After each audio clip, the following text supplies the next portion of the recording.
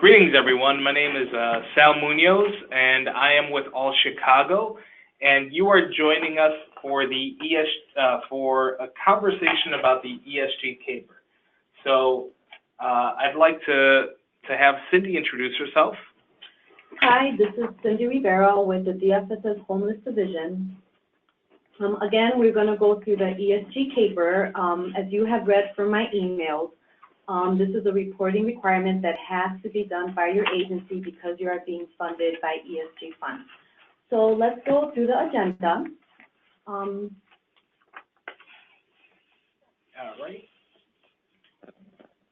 So the first one would be domestic violence providers. So we're going to talk about this a little more because the domestic violence providers do not input into HMIS. They actually were instructed to use another comparable database.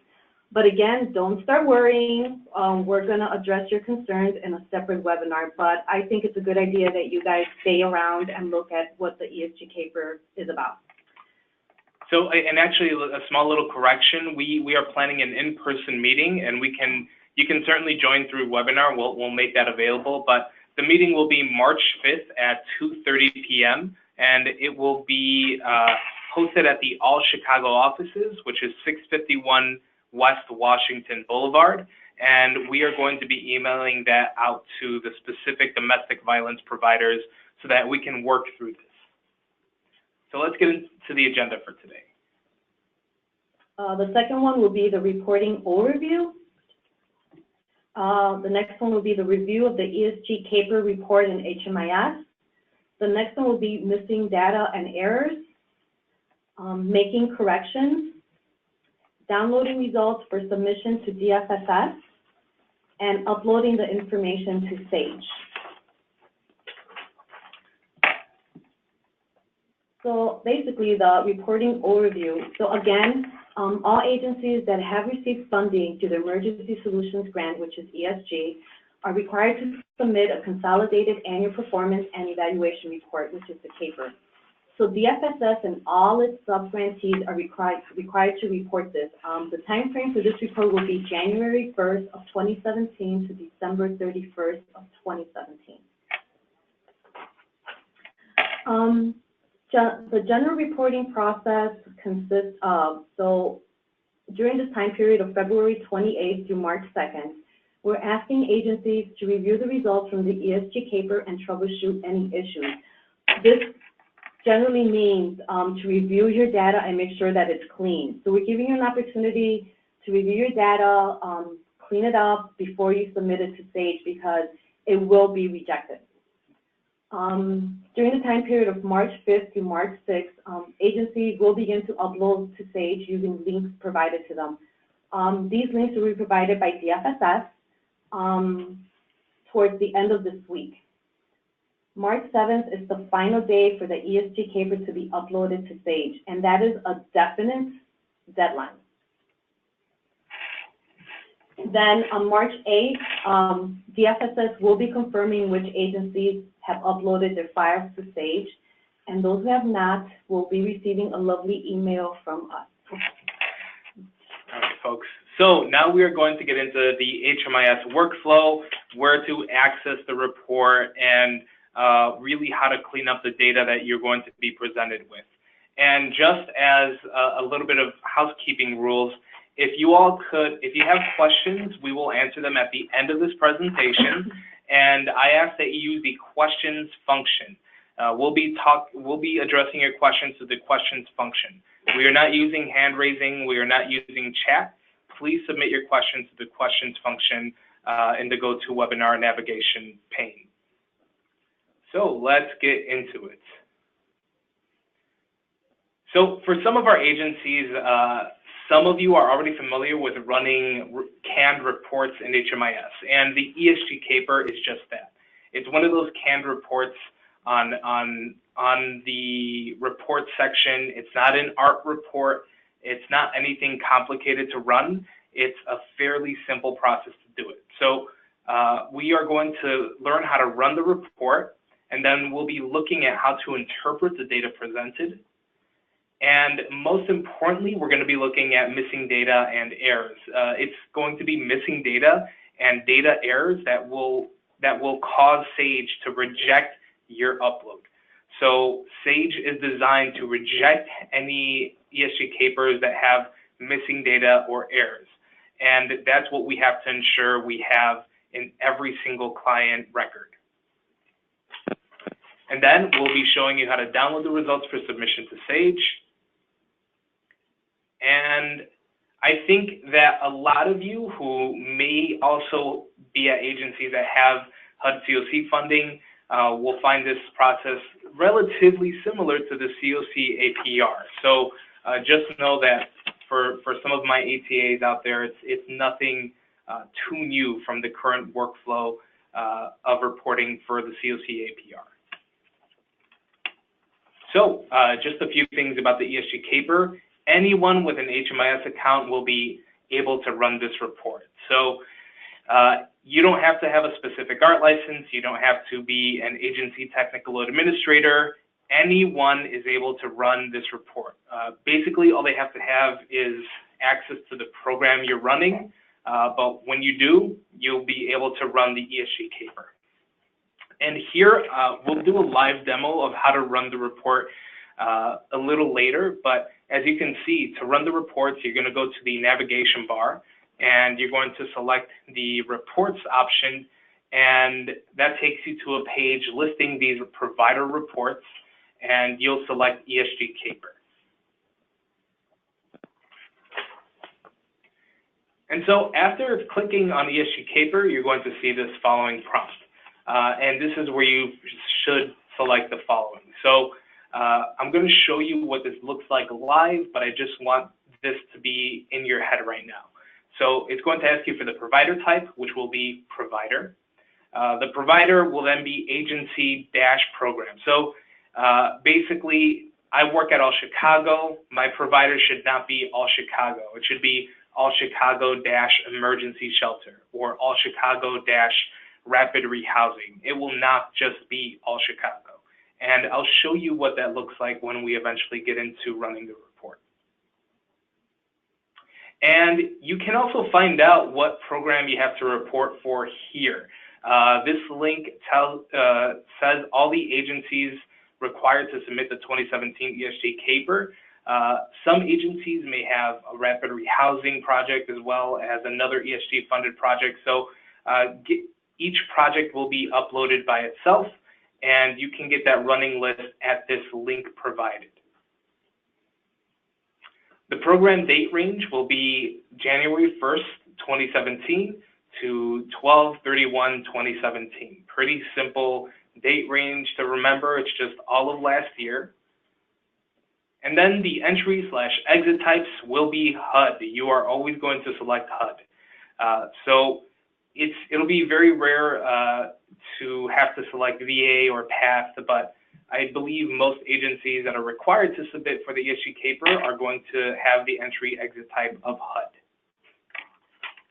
And this is what that looks like. So this is the screen that you'll be seeing. As you can see, provider type is just provider, simple. Provider is going to be All Chicago-Emergency Shelter. So it should not just be your agency name. It should be agency name followed by program name. Then the date range and entry/exit types are relatively self-explanatory. Then from there, you'll go ahead and click on Build Report. So in terms of navigating the ESG CAPER, there are 26 questions. And those 26 questions each have their own sub-questions that then total 37 questions. So there are 37 sections to the ESG CAPER. And you'll see here that questions and sections are interchangeable. And you'll be able to find a listing of all the sections at this link. And again, this link is highly detailed. So if you want a lot of information, use this link to help you walk through the process step by step. Again, for this webinar, for the purposes of what we're doing today, we are not going to go into every single section. We're going to go into the most important sections that that will determine whether or not our upload to Sage is successful. So let's get into it. One thing to note is that the ESG CAPER will have a series of numbers for you to view, and each of those numbers will be in blue. So that means that it's hyperlinked. Whenever you click on a given number, a listing of client names will appear. So right here, as you can see, this is section 5A, the report validation table, and I may have clicked on, let's see, what is it? Portion 5, number of leavers, where there are 5 clients involved, and here a pop-up will show up showing me all the clients from those 5. And once we do a live demonstration, you'll get a better sense of it, of what this means. But this is just a handy way for you to know who your clients are and what their client IDs are. So let's go ahead and run this report. So I am switching over to Service Point right now. Again, anyone who has basic access to HMIS will be able to run reports. The only thing limiting you might be the fact that you don't have access to the particular project you're trying to run.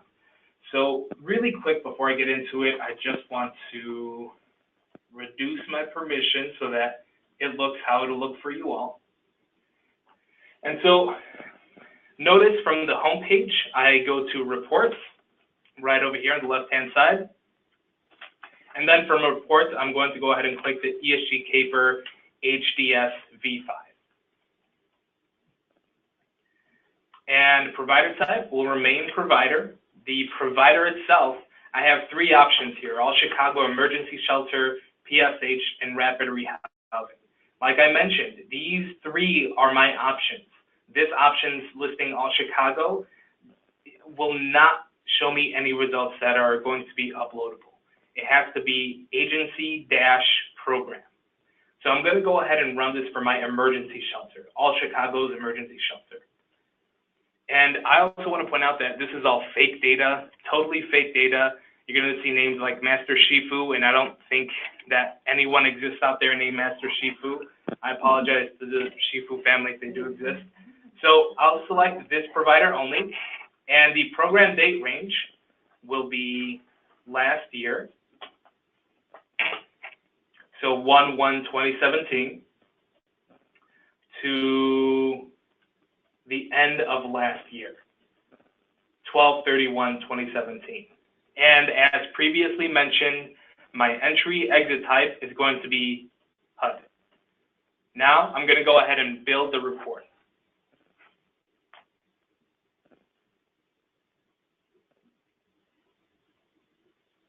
So this is our ESG report results. And up top, this section, section 4A, it's just project identifiers. It'll tell me my organization name, my organization ID, my project name, and my project ID. And your project ID is your program's HMIS ID. So for me, All Chicago's Emergency Shelter HMIS provider ID is 883. And then it'll show you the HMIS project type and the method of tracking emergency shelter if you are indeed an emergency shelter. You may not see this section here. So you want to double check this to make sure that it's all right. You should be seeing a project name with an actual program. And let's scroll down. So one thing you'll want to check, and I'm going to actually talk about this at length a little later, but in section 5A, report validation table, it shows you the total number of persons served throughout the year. So here, I have apparently, my program has apparently served 24 people throughout the year of 2017.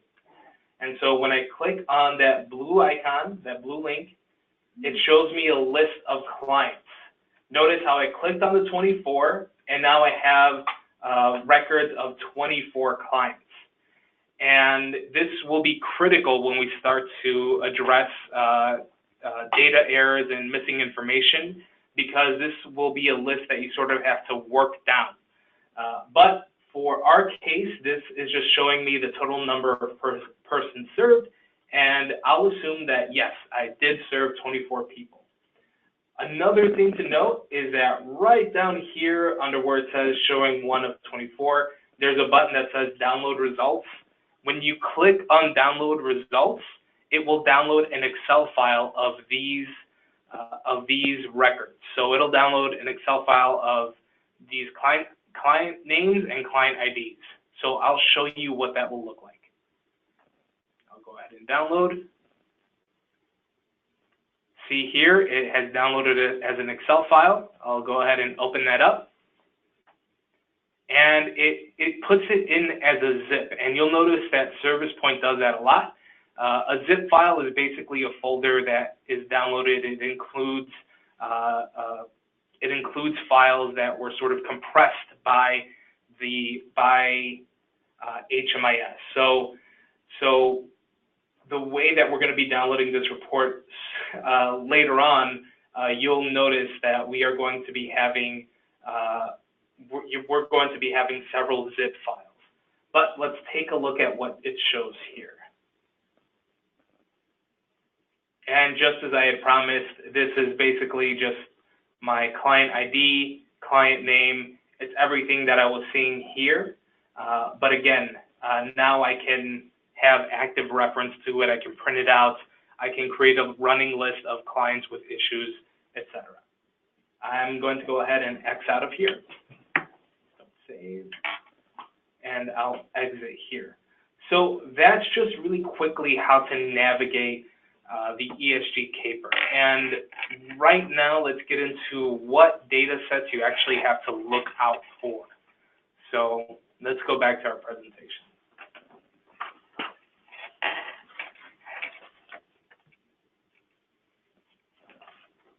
So missing data and errors. This will be critical for you. The way that Sage operates is that in Sage, it assumes, let's take veteran status, for example. At the top of, every time you create a client, you have to answer what their veteran status is. So Sage assumes if you served 100 clients last year, there should be 100 veteran statuses answered, whether that veteran is actually a veteran or not. So we need to have 100 answers that are either yes, no, or client refused, client doesn't know. If there's no answer to veteran status, if you forgot to answer that entirely, it will show up as an error. It'll show up as missing data. And I'm going to show you how to address that. But first, we need to see what has to be fixed. So for the ESG CAPER to be successfully uploaded, you have to make sure of two things. The amount of clients listed in Section 5 matches the amount of clients you actually served. So on that report validation table that we had just seen, where my fake program had 24 fake clients, you want to ensure that when you run the report, the number of clients you see makes sense. If it is drastically overshooting, if it's way more people than you could ever possibly serve in that year, then in that instance, you want something is amiss. You are either not entering clients correctly, or you are not exiting clients from your program. And I'm not going to get into that in terms of how to do that. That's sort of basic. That's a very basic level of data entry, and you can go ahead and shoot an email to me at hmis@allchicago.org, and we can talk you through it, and I can send you the files on how to properly enter and exit clients to your programs. And then the second thing is that clients must have their entire information, or if a client doesn't have their entire information, let's say you work with several clients who have some sort of paranoia, clients that don't necessarily trust you at first, and they constantly will give you answers like client doesn't know, client refused. You want to document that. You want to say the truth, that the client doesn't know and that the client refused. That is an acceptable answer. Leaving a question unanswered is not an acceptable answer, and that will cause a data error. So just so everyone knows, going back to this veteran example, there's a question for veterans that says, is this client a veteran? And the answers are yes, no, client doesn't know, client refused. Those are the acceptable answers. If you leave that blank, that will cause us issues. That will cause your organization issues. And so this part of having the client's entire information listed is in section 6, the data quality section. And again, this will run the gamut. It's tracking the name, social security number, date of birth, race, ethnicity, gender, veteran status, project start date, relationship to head of household, client location, and disabling conditions. You have to have all of these answered in order for your Sage upload to work. And so really quick in terms of what I had already been talking about, Section 5A, the report validation table, will list the general amount of clients served, and then it breaks it down even further by the number of adults over 18, number of children under 18, and then leavers are folks that began the program or that for the maybe they came into your program on 12/20/2016 and they left on 4/16/2017. So those are folks that were already in your program when the reporting period started and left during the year of the reporting period. And then the stayers are folks that came into your program and stayed all the way through the end of it. And then we further break that down. If we look at number 10 right here, number of veterans, it shows you the number of veterans in your program. Number 11 is the number of clients of chronically homeless persons, and those are people that our algorithm determines are considered to be chronically homeless. And then we have youth under the age of 25 and parenting youth under the age of 25 with children. So it's a really good demographic breakdown of who your clients were throughout the year. And if you see something that's completely off, then something is wrong with the way that you're entering and exiting clients. And section 6A and 6B. So these are the things that we are going to have to clean up. Anytime we see information missing or data issues or any error counts, that means that we will not be able to upload to Sage. If we try to upload this this ESG CAPER as it is right now, Sage would kick it back to us and say report validation errors. So we have to ensure that each of these numbers, this 8 has to go to 0, this 9 has to go to 0, this 11 right here under race and information missing has to go to 0. For ethnicity, where it says information missing, this 11 also has to go to 0. So all of these have to go to 0. They must go to 0 in order for it to be successfully uploaded to Sage. You can have clients that say they don't know or they refuse. That's totally fine, because that could be the reality. That could show the actual reality of your client's situation. But having no information or missing information is not the reality of your clients. It's information that we don't have and that we need. So again, I need to reiterate, information missing, data issues, and error counts all have to be corrected. They have to be corrected before you're able to upload to Sage. And what you may notice is that it might be a question that was unanswered in the entry assessment, or you forgot to answer a veteran question when you were creating the client, or you forgot to indicate what the name data quality was. Any one of those things could be the reason that you are getting one of these error counts. And they're hopefully relatively simple fixes to make. But if they are not a simple fix, then I am always here as a resource with HMIS, and you'll have all my details so that we can work through that later. So let's move on. So in terms of making corrections, and again, we are going to have a live demonstration of what this will look like later. So I just want to get into how you can fix those errors. So These errors show either that questions were not answered in the client profile tab. So from your client record, it's the client profile tab, and that's the one that's right next to the summary tab.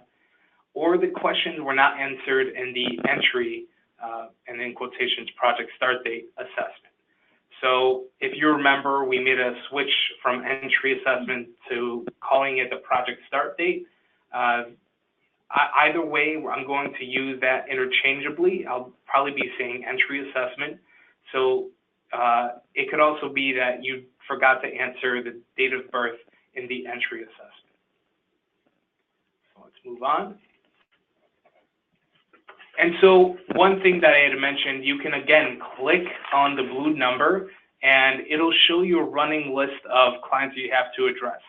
So if I wanted to start to fix clients with bad veteran statuses or veteran statuses that had several errors, I could click on the four and then take down these client numbers. Unfortunately, navigating Service Point, you would have to jump back and forth between to the client profile and then back to your report, then to the client profile, back to your report. It's easiest likely just to download these results or copy them into an Excel file and have those on hand for a running list of clients you have to address and fix. So I'm going to use, again, an example I've been using, veterans, how to answer veteran status in the client record. So if we have a veteran, and I'm going to go back actually, so here in 6B, veteran status, that there's an error count of 4, so that means I have to fix this client's veteran status. So the way I do that is in the client profile. And from the client's record, you just head on over to the client profile, click on that tab, and then you will go ahead and actually click on that pencil so that you can then pop up a record editor and then answer whether or not this client was indeed a U.S. military veteran. So when we click on that pencil, this is what will show up. And then this is where we'll have to answer. And one thing I want you to notice is that notice this name data quality thing down here as well, right under the name. That also needs to be answered. What we encounter is that several people will put in the name, forget to put in the name data quality, and then put in everything else. You have to answer the name data quality and the SSN data quality. That's basically just telling us, is this the client's full name? Is this the client's street name? Is it their partial name? Or did the client refuse to give you a name? So that also needs to be answered. So let's do a live demo. So I am back on my report. I'm back in Service Point. And I'm going to go ahead and come down. So right here at 6B, Data Quality Universal Data Elements, I have my veteran status. And so I have an error count of 4. I need to correct 4 records for the veteran status. So I'll go ahead and click that. And likely what I would do in this situation is I'm going to download this. So now this record is downloaded. I'm going to open up the Excel file. And from here, I have a running list of clients that I can address. So what you'll notice is that we don't have to jump back and forth between Service Point. We can just address this Excel file. So I'm going to go ahead and click Exit on this client and answer cell. And now, again, I know the clients that I have to fix, so I'm going to go into Client Point. So most agencies know how to do this. If you don't, then I encourage you. We have several refresher materials on our HMIS help desk, but let's get into it. Client Point, and I'm going to plug the client's ID in here. So I refer back to my Excel file. I click on my client ID. I'm going to go ahead and copy that. So I'm going to go into Adrian's client record, and I believe the person that set that up was thinking of Rocky. So I'll go ahead, enter the client ID here under the client number section right here, and I'll click submit. So remember, I know that these clients, they have an issue with their veteran status. So from my summary page, I'm going to move a tab over to the client profile. Here it is, client profile. Clicking. And notice that's exactly what happened. We didn't answer whether or not Adrian was a U.S. military veteran. So I will then click on the pencil right up here, and I'll answer that. So I'll click U.S. military veteran, and I'll say no. And notice that I also want to answer name, date, equality. That's not answered either. So I'll say that their full name was reported. And we don't have to worry about alias. So I'll click save. And now let's run the report again. And you'll notice that Adrian is now that they are no longer in that list.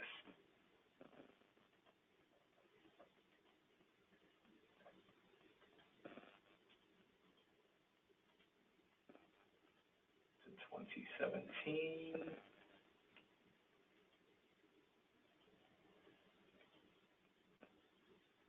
And 1231. HUD.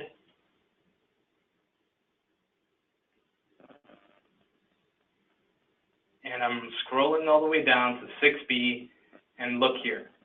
I have now officially fixed my error count. So because I fixed Adrian's account, it now goes down to 3.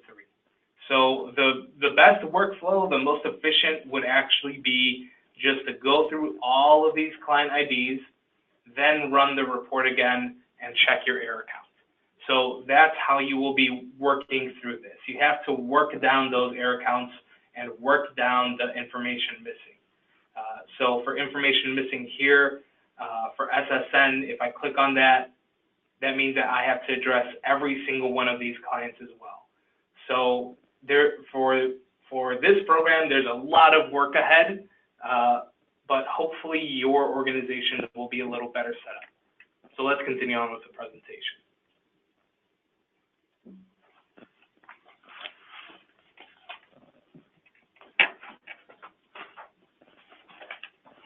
So that was showing you where an error could occur in the client profile. Now, what if you forgot to answer ethnicity or race or date of birth? Those are in the entry assessment. Those are in the assessment that you originally do whenever you're entering a client into your program. So let's assume our report says there is information missing on a client's race. And here we go. So in table 6A, personally identifiable information, under race, there is information missing for several of these clients. And I use test as a subject here. So what we then have to do is actually go into test's profile, and then from their profile, we go into the entry exit tab, and then we select the pencil that's next to their start date. So we enter their entry record, and notice here, primary race was not answered. So we have to get that answered. Let's go ahead and look into a demo. So from table 6A, data quality, personally identifiable information, I will take a look actually at, let's say, date of birth. So for this data element, date of birth, I'm going to go over here to missing information missing. I'll click on that 7. And now I have these clients. So again, the best workflow that I think makes a lot of sense for this is to download the results, open that up, and I'm actually going to X out of this one. Don't save. And these are the clients that will need a date of birth provided for them. So I have 7 clients, and now I'm switching into data correction mode. So I go back to my page, exit, scroll up, and I'm going to go into client point now. And so let's see who we can choose. I'll choose Baby Epstein. And this is actually the child of Theo Epstein, I believe. So again, I'm on Baby Epstein's profile, and I'm going to go into entry/exit tab. So from summary to the entry/exit tab right over here. Right here. So I've clicked through, and the profile that I want to click on, I'll go ahead and actually say that it's this one, that it's this most recent one because it was in 2017. Click Save and Continue. And here you can tell that one common thing we see that happens with a lot of people is that they only put in information for the head of household. Here in this household, Theo Epstein is the head of household, and they forget to do it for the children. So Apollo, Baby, and Dale are all the children of Theo Epstein. They're the dependents of Theo Epstein, and they do not have anything answered. So just know that if you see this, this means that you have a little bit of more work to do than typical. So you'll have to answer the date of birth. You'll have to answer the primary race, ethnicity, gender, and do the entire assessment. So remember that if you particularly have a shelter where you work with several families, both the head of household and the dependents in that household have to have an entry assessment. And I'm anticipating that quite a few of you might have forgotten that, might have overseen that sometimes, and that's okay. Just make sure to go back in there and answer that with the information that you have. So for me, I'll go ahead and just put in some false data. 2008, relationship to head of household, a child. And you'll see that now I'm going to be able to reduce this down quite a bit. And now this client will not be in my information missing sections for gender, ethnicity, primary race, and date of birth. So I'm just going to go ahead and pretend that we've completed this like you normally would. Click Save and Exit. And so when we go to run our report, I'll notice that Baby Epstein will no longer be on there. So the way I would recommend you all do it is, okay, so you just corrected one client. Now let's move on to Cat Go Lightly and move on from there. So I'm going to go back to my reports, back to the ESG CAPER, and I'll rerun the report. And I also want to tip y'all in that it's not showing now because I'm in a certain mode, but there's something that will show up here in the top right corner that says Use Previous Parameters. It is your best friend. It'll really help you reduce time. It'll pre-populate everything the way that you have been running the report. So Use Previous Parameters will show up right here on the top right corner. Just make use of it. It's really helpful. So January 1st to 12/31/2017 HUD.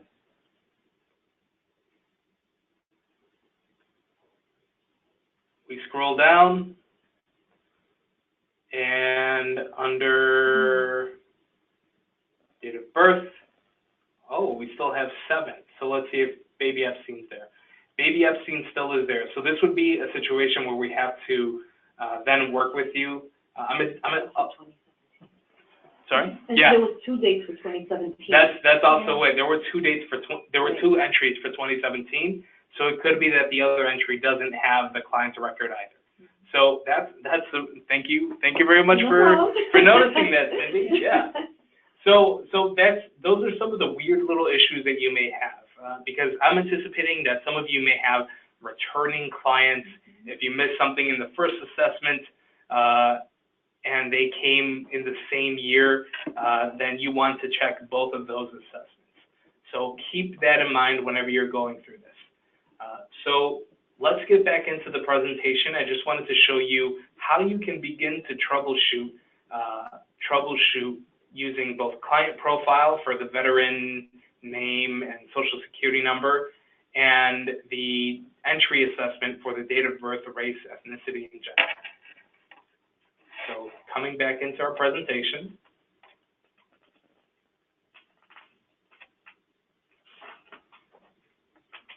So how do you download your report? So you will have to download the ESG CAPER from HMIS in order to be able to upload it to Sage. So after reviewing your report, you have to download the results, and it's relatively simple. It says download. So you'll download, and it will download a zip file. And again, a zip file is just a folder that's its own specific file type, and that folder is what you will be uploading to Sage. It's not what's in the folder. That entire folder itself is what you will be uploading to Sage. And the thing to note is that you do not want to touch anything in that file. When you download it, leave it alone.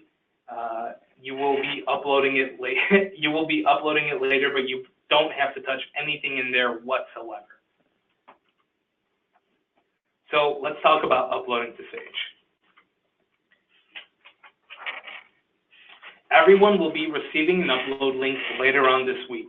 So you will not be able to upload to Sage immediately. And I want to make clear that even if you have a Sage account, some of you may actually have a Sage account. Even if you have a Sage account, you cannot use that. It's going to have to be a link that DFSS sends to you. So you have to hold on in terms of uploading anything. You will be receiving an upload link for your agency's project. So again, for those of you that may have Sage accounts, you will not be uploading anything from those accounts. It is a link that will be coming to you that you upload to. And for those of you that don't have a Sage account, no worries, because no Sage account is required. You just need the upload link. And when you follow through to the link, this is what you'll see. So this is something that you'll see. There will be a browse button that you can then select your zip folder to put in there. So take note that this purple box, browse box, is where you will be uploading that zip folder to. And again, don't change anything about that zip folder. Leave it alone. Don't rename it. Don't go into the CSV files. Don't touch anything. You can leave it completely alone. All you have to do is click Browse, select your zip folder, and that's it. And so if your upload is successful, this is what you'll see. You'll see something that tells you that the upload has passed all validations. However, if it's unsuccessful, it'll show you something like this. So here it says that it's been a structural error. And notice that it says Q6A.csv is missing from your upload. Q6B.csv is missing from your upload. That means that whoever uploaded this was messing around, might have moved the Q6A, Q6B, Q6C from the zip folder or renamed them something else, and now it's missing from the upload, or the system is just not able to find them. So that's why I'm reiterating, do not touch anything on the zip file. So that's a structural error, and that'll only happen if you toy around with anything in the zip file. But there is something that we have to account for. So there are several different types of errors. There are two different types of errors, sorry. There's a structural error, which is, again, you go into the zip file, you mess around, rename things, and the report validation. So the report validation means that you were not able to reduce all your error counts. You were not able to reduce information missing. That's what report validation means. Sage needs those to be as low as possible, or to be none, essentially. So if you still have error counts, if you still have information missing, you will receive a error that says report validation, because it was not able to validate your reports because you have so many errors and information missing, and missing information. And so if you are having trouble to upload, go ahead and email me at hmis@allchicago.org with the following details: the kind of error that you had seen, and again, it's either going to be structural or report validation, and your project name. So again, please be as specific as you possibly can when emailing me. Those of you that are already familiar with HMIS, you'll know that this is the email to the help desk, and we like details. We like you to attach screenshots and give us as much information that we can work off of as possible. So just to recap, you want to run your ESG CAPERs this week. Make sure the ESG CAPER has 0 error counts and information missing section. So it should say 0 across the board for all of those. Upload your ESG CAPER next Monday and Tuesday after you receive the link from DFSS. If your upload is successful, go ahead and send confirmation to Cindy Rivera and the help desk at hmis@allchicago.org just to confirm. And if the upload was unsuccessful, fix all errors and missing information and try again. And if that doesn't work, go ahead and email the help desk at hmis@allchicago.org, and we'll try to address your issue as soon as possible. And again, the last day to upload is Wednesday, March 7th. And we have several different resources available to all of you. If you haven't already seen it, the ESG CAPER section on the help desk is hugely helpful. There's a lot of information. We have articles including the agencies required to submit the 2017 ESG CAPER, running and interpreting the ESG CAPER report, and uploading your ESG CAPER to Sage. If you have an issue, you can either submit a ticket to the help desk or email us at hmis@allchicago.org. And there is my email in case you need it, as well as Cindy's. And that is pretty much it. I'm going to go ahead and actually take a look at the questions if we have any. So we have a question for Carol Mills. Oh, Carol, that's a really good question, actually. Carol is asking, when entering the date range, do we need to add 1 day to the end of the period, use 1/1/18 as the end of the date range as opposed to 12/31/17? And the reason Carol is asking that is because I think that's part of most of our reporting guidelines that just All Chicago has in general. Carol, for this instance, no, you don't need to. It's just the entire year of 2017. So 1/1/17 to 12/31/17 is all you need. So thanks a lot for that question, Carol. That's a good one. Anyone else?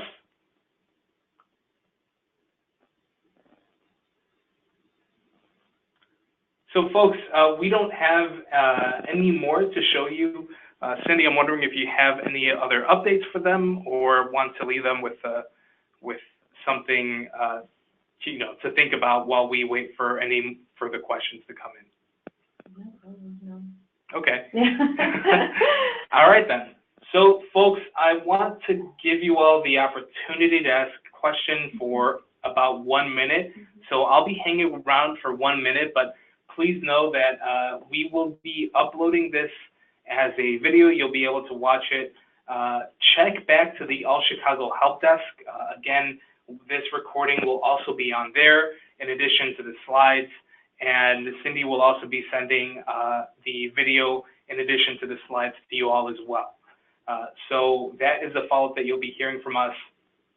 For our folks that are working for the domestic violence providers, we will be having an in-person meeting, or if you can't do that, it'll be over phone. That meeting will take place Monday, March 5th at 2:30 p.m. So again, that's downtown at our All Chicago offices, and we will be sending you the details on that either today or tomorrow. But please mark that on your calendar, domestic violence providers, that there is a meeting at 2:30 p.m. on Monday, March 5th at All Chicago. And if you need to call in, please let us know. We'll provide you the details for that. But I think it'll be better if we do it in person so that we can literally work through the data sets, because I know there will be some issues with InfoNet. So it doesn't seem like anyone else had any questions. Thank you all so much for joining us. Again, be on the lookout for this video to be re-uploaded and the PowerPoints to come your way. And with that, thank you all. We'll be ending this webinar now. Have a great evening.